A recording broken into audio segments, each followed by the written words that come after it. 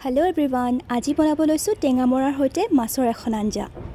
এয়া হৈছে মোৰ ছাদত লগোৱা টেঙামৰা গছ। ইয়াৰে পাত অলপ ছিঙি লৈছোঁ। নিজৰ ঘৰৰ বস্তু সোৱাদে বেলেগ, নহয় জানো? টেঙামৰা পাতখিনি ভালদৰে ধুই মই সৰু সৰুকৈ কাটি লৈছোঁ। এতিয়া মাছ দুপিচ মই ফ্ৰাই কৰি ল'ম। আপোনালোকে হাফ ফ্ৰাইও কৰিব পাৰে, মই কিন্তু ভালদৰে ফ্ৰাই কৰি লৈছোঁ।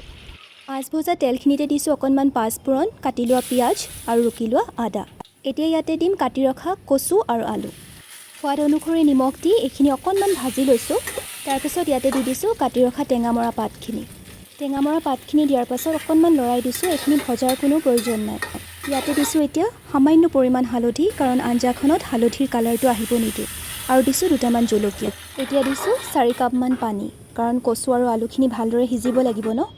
এখন ঢাকন লগাই দিছোঁ আৰু আঞ্জাখন ভালদৰে উতল আহিব দিছোঁ। আঞ্জাখন উতল অহাৰ পাছত ইয়াতে ভাজি ৰখা মাছ কেইপিচ দি আকৌ ঢাকি দিছোঁ। ৰেডি হৈ গ'ল একেবাৰে চিম্পলভাৱে বনাব পৰা এখন অসমীয়াৰ মাছৰ আঞ্জা।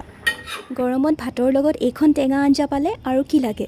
আপোনালোকে বাৰু এইদৰে টেঙাৰ আঞ্জা খায়নে?